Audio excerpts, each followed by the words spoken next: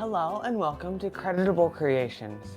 Today, I will be showing you another video in my series of Cricut 101 classes. Today, we are going to be going over paper and cardstock and vellum and all the multiple kinds of it.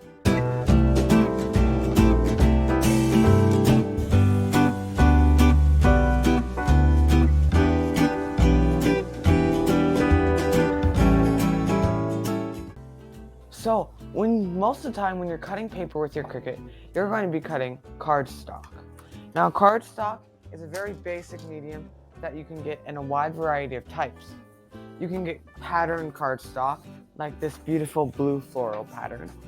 You can get your basic colored cardstock, and then you can get various special kinds of cardstock, like this foiled cardstock, as you can see it's shiny, and this blue glitter cardstock. Now, it's important to note when you're cutting cardstock that cardstock has different weights. Now, I'm not going to go into how they assign these weights, but basically the main ones you're going to use are 65, 80, and 120. Basically, the 60 is the thinnest. So it's going to be thin, it's going to be wobbly, not very stable. This is a 60. It'll be cut on a lower pressure setting on your Cricut. If you have an Explore Air, please note that your Cricut will just have like a paper knob. Most of the time, I'd suggest with an Explore Air is that you need to just set it on custom and select it every time. Now, if you have a Joy or a Maker 3 or whatever, you don't have a custom materials knob. It will all be on Design Space on your computer, and you just follow your typical protocol of just opening up the search bar and being like 60 lib cardstock. Now, if you don't know what weight your paper is, I'd probably suggest higher is better than lower. But most of the time, it'll be on the package you buy it from. Like, this would be an example of a thicker cardstock. It's actually like a 2-layer. You have your white backing, and then you have your foil on top. That will be a thicker. I think this is an 80. And then the glitter is 120. Watercolor paper, if you're using Cricut's new watercolor cards or watercolor pens, will be about a 122. Now, you also get into other specialty papers. If there's any scrapbookers watching, you will use what Cricut calls scrapbook paper, or you probably just refer to as paper. This paper is going to be thinner than normal. I don't have one near me right now.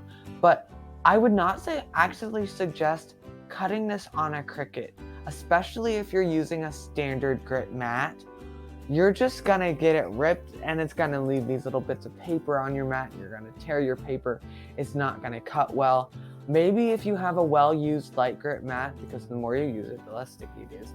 Or maybe a thicker paper. Again, like cutting printer paper, I would not suggest. Just to compare, a light sheet of cardstock is 60 pounds. It doesn't weigh 60 pounds, it's just the measurement. But a sheet of printer paper is like 20 pounds. So it tears real easy. I've actually ruined one of my mats by taking it and ripping it off, and it just left like parts of the paper on the mat that did not come off. That was not fun. Again, if you're getting bad cuts with your paper, it's probably because your blade isn't sharp enough. Again, take your blade, make sure the tip is clean, stab it into an aluminum foil ball. That typically solves all your problems. I'll probably mention it in almost every single one of my videos. Another kind of paper I love, this is used a lot by calligraphy people.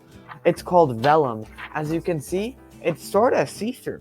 Like if I hold it up to this one, that's a bad example, but like the blue glitter, if I put it up against the blue glitter, you can sort of see the blue glitter behind it. This can be cut on your Cricut. I've used it to make some really cool cards.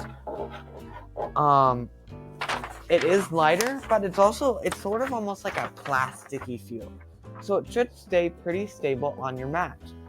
This comes in different kinds. I have like this mermaid scale pattern, the sunflower. I've used it in wood tones before. It's really cool. So with your paper, you can make all sorts of beautiful things. If you go online on Pinterest, you can find these amazing shadow boxes. You can make cards. One of the things I sell is handmade cards, often cut out with my Cricut. But like, this is a Cricut card you can find on Cricut Design Space. I believe it is a free design. but it comes with this beautiful thank you card. It uses Cricut pens. I have a video on Cricut pens to explain how to use them and all that. And these were made with a gradient cardstock that was 60 pounds. And if you look on the inside, there's also a sheet of paper there. That is also 60 pounds. Another thing when you're cutting with a Cricut, obviously the Cricut does most of the intricate cutting for you, but you might want to cut your paper down to size. So I have Cricut scissors. These come in your Cricut tool case. These are great. These are also used in their sewing toolkit. They're great. They come with a cap, which is great. I don't think I found any other scissors that have a cap on them. Great for safety, especially because they have a sharp tip right there, so you really need the cap. Or you can always use your Cricut cutting board. Now, it doesn't have to be Cricut. You can use any kind. I know sometimes you have those big chopper boards. I would not suggest that. That's dangerous. It's harder to use. Yes, you may be able to get through thicker stuff, but this thing is pretty strong. It's also compact. If you look at it, this pulls out of the edge right there, and you can cut up to 15 inches off of that. And that's helpful.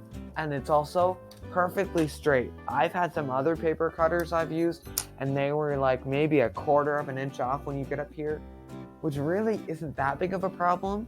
But like when you're doing paper engineering projects, which are like super advanced paper projects, a 1/4 of an inch can be a big deal. So you want to make sure you have a very accurate paper cutter. Again, I would always suggest a ruler. This is my flexible ruler. It's bright orange because I have lost so many rulers. It's like I need a bright one. Benefits of a flexible ruler are going to be that you can put it around objects.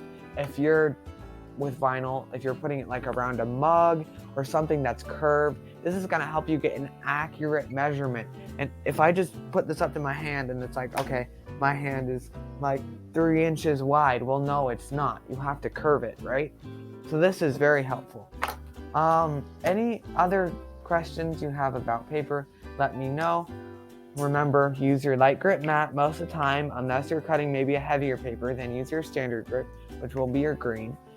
Your main types of paper you will probably run into will be your cardstock, your more paper, your vellum, and also with Cricut's new release of watercolor cards, you will probably want to know that watercolor paper is 120 grams.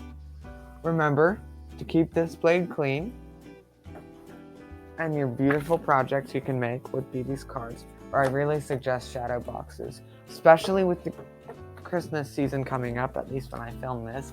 Shadow boxes make great gifts. If you don't know what a shadow box is, it's essentially a box that's about 2 inches deep, and you have pieces of paper in it. So each piece of paper would be like a different part of the scene, so it sort of builds up.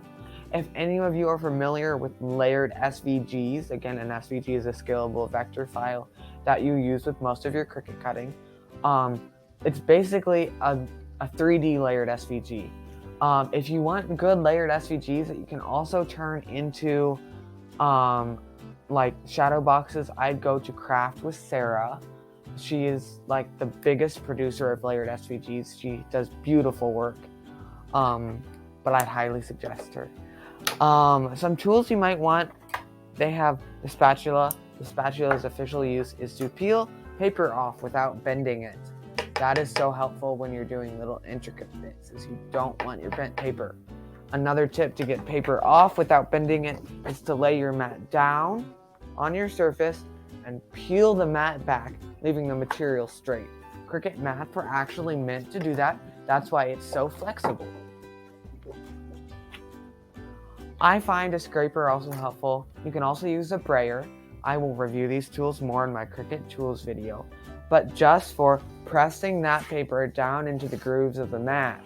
One of the things about Cricut mats that most people don't know is, I don't think the light grip one, but the standard grip and the extra strong grip and the fabric grip mat, they actually have grooves in them, which help your material stick better. So when the Cricut blade presses down, it pushes into those grooves on your mat and helps the material not slide around.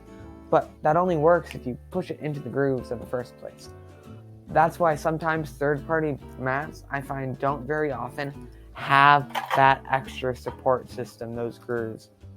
That's about it. All I can think of for paper overview. Thank you for watching. Please make sure to follow me on Facebook at Creditable Creations. If you have any questions, you can email me at creditablecreations@gmail.com, and make sure to subscribe to my YouTube channel to get more videos like this.